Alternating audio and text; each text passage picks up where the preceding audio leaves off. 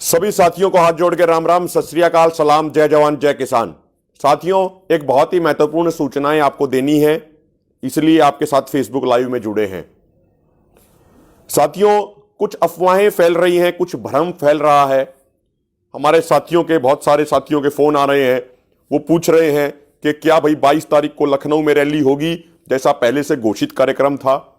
उन लोगों के मन में ये सारे सवाल इसलिए आ रहे हैं क्योंकि कल प्रधानमंत्री ने कृषि कानूनों को वापस लेने की घोषणा की है। हम उन तमाम साथियों को यह बताना चाहते हैं कि संयुक्त किसान मोर्चा द्वारा घोषित तमाम कार्यक्रम जारी रहेंगे। किसी भी कार्यक्रम में कोई बदलाव नहीं हो रहा है। एसकेएम की कल बैठक होने वाली है सिंगू बॉर्डर पे। यदि कोई फेरबदल होगा तो वो कल की बैठक में तय किया जाएगा, वो बैठक के बाद उसकी घोषणा होगी।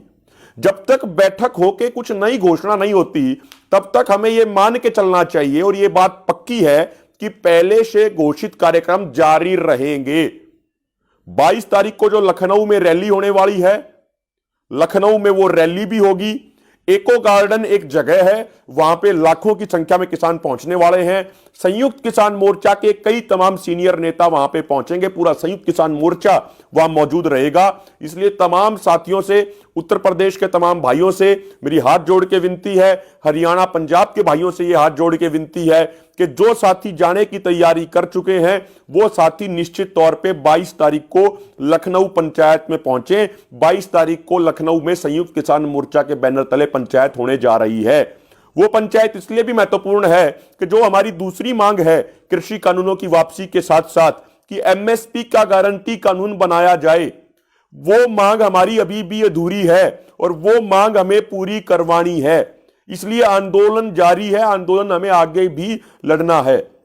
महत्वपूर्ण बात यह भी है कि 2018 में जबलपुर हाईकोर्ट एक आदेश भी दे चुका है। जब अन्नदाता किसान संगठन समिति बनाम मध्य प्रदेश सरकार का केस था तो उसमें हाईकोर्ट ने कहा था कि एपीएमसी मंडियों में किसी भी कृषि उत्पाद की पहली बोली एमएसपी से कम पर नहीं लगनी चाहिए, यानी एमएसपी की एक तरीके से गारंटी है।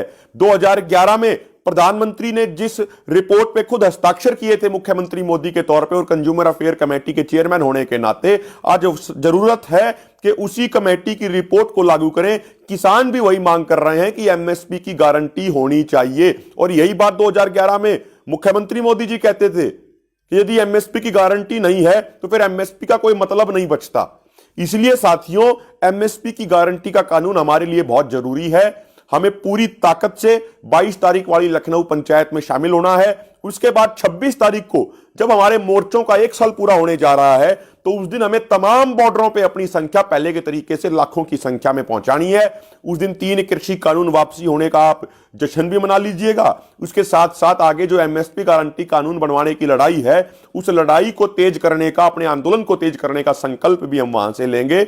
29 तारीख को जो मोर्चे का घोषित कार्यक्रम है कि हम 500 किसानों के जत्थे में टिकरी और गाजीपुर बॉर्डर से जाएंगे अपने ट्रैक्टर ट्रॉलियों के साथ संसद के सामने, वो कार्यक्रम भी अभी एज इट इज है।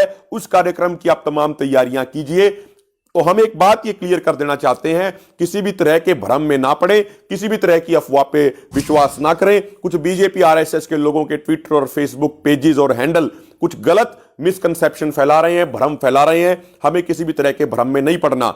यह लखनऊ पंचायत इसलिए भी महत्वपूर्ण है कि जो लखीमपुर खीरी में जो केंद्रीय गृह राज्य मंत्री अजय मिश्रा के बेटे आशीष मिश्रा ने किसानों को गाड़ियों के नीचे कुचला था, एक पत्रकार भाई को गाड़ियों के नीचे रौंदा था, उस मामले में हमारे किसान परिवारों, हमारे किसानों को न्याय दिलाने की लड़ाई अभी जारी है।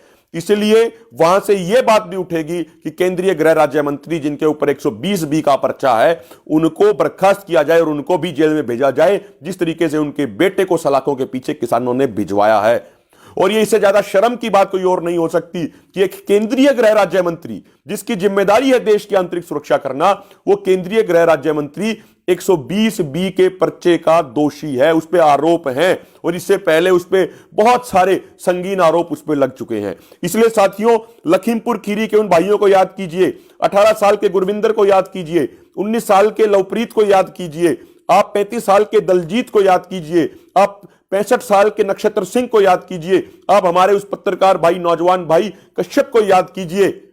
जिन्होंने इस आंदोलन के लिए अपनी कुर्बानी दी है। तो उन भाइयों को न्याय दिलाने की लड़ाई अभी जारी है, वो पूरी नहीं हुई है। इसीलिए अधिक से अधिक संख्या में उत्तर प्रदेश के शासन प्रशासन पर दबाव बनाने के लिए, ताकि किसानों के साथ न्याय हो सके और दोषियों के ऊपर कार्रवाई हो सके, आप 22 तारीख को लखनऊ की महापंचायत में अधिक से अधिक संख्या में पहुंचिए। जय जवान जय किसान। और अंत में निवेदन यह है, समय बहुत कम है, इसलिए इस वीडियो को अधिक से अधिक शेयर कर दीजिएगा। बहुत बहुत धन्यवाद, शुक्रिया। जय जवान जय किसान।